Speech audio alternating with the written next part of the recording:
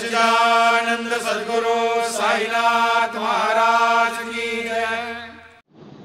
ஓம் சாய்ராம். ஸ்ரீ சாயியின் ஆசீர்வாதத்துடன் ஸ்ரீ கோவிந்த் ரகுநாத் தபோல்கர் என்ற ஹேமாத் பந்த் இயற்றிய ஸ்ரீ சாயி சச்சரித்திர கிரந்தத்தின் அடிப்படையிலே தொகுத்து மூல மராத்தியிலே விரிவுரையுடன் இயற்றிய தைந்தின் சாயிபோத் பேராசிரியர் டாக்டர் சீதாராம் கணேஷ் தேசாய் அவர்கள்.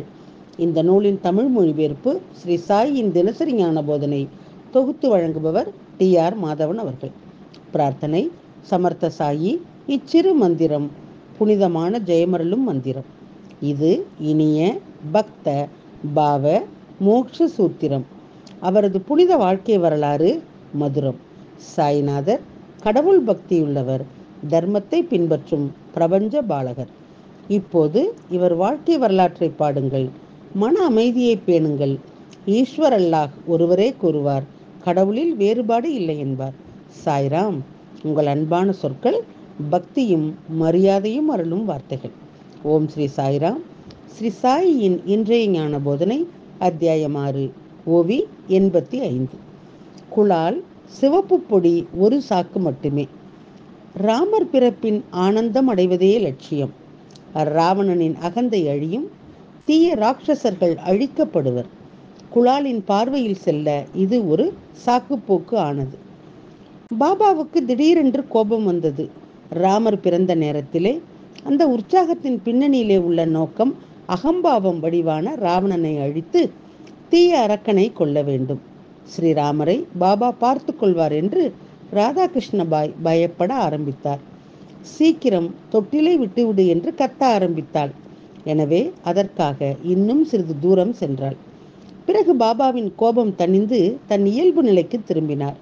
அவர் காக்காவிடம், இன்னும் பார்க்க வேண்டி இருக்கின்றது, இப்போது அதை எதற்கு அவிழ்த்து விடுகின்றீர்கள்? கொண்டாட்டம் இன்னும் முடியவில்லை.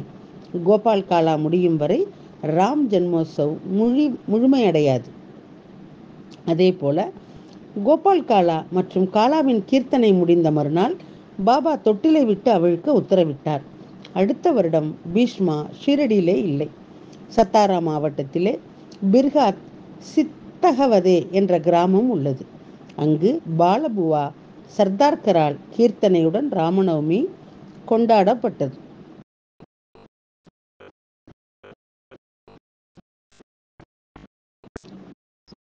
கீர்த்தனைக்காக அவரை அழைத்து வர விரும்பினார்.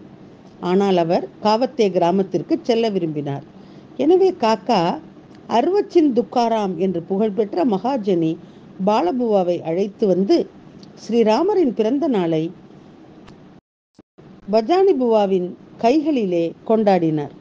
அதுவும் கிடைக்காவிட்டால் காக்கா மட்டும் கீர்த்தனையிலே நின்றிருப்பார் என தாஸ்கனு எழுதிய ராமநவமி கதையிலே அவர் விவரித்தார். 3ஆம் வருடம் ராமநவமி அன்று பாலபுவா சரியான நேரத்திலே வந்தார். பாலபுவா ஹரிதாஸ் சத்தார்காட்டைச் சேர்ந்தவர். அப்போது அவர் வசிப்பிடம் மும்பையினுடைய பரல் என்ற இடத்திலே இருந்தது.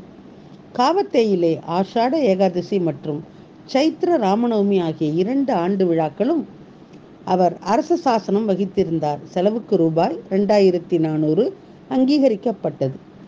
அந்த 2 பண்டிகைகளுக்கும் புவாவிற்கு 300 ரூபாய் விடைபெறல் சன்மானம் உண்டு. இருப்பினும் 1914ஆம் ஆண்டு கபதாவை ஒரு தொற்று நோய் தாக்கியது. எனவே புவாவுக்கு அடுத்த வருஷம் வாருங்கள், இந்த ஆண்டு கிராமம் முழுவதும் வறண்டு கிடக்கின்றது என்று கடிதம் வந்தது.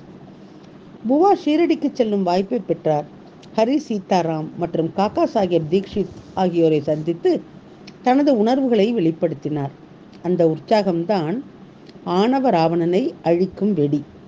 ஸ்ரீ சாயியின் தினசரி மற்றொரு ஞான போதனை அடுத்த தொடரிலே கேட்போம். சாயியை பணிவோம். சாந்தி நிலவட்டும். ஓம் சாய்ராம். श्री सच्चिदानंद सद्गुरु साईनाथ महाराज की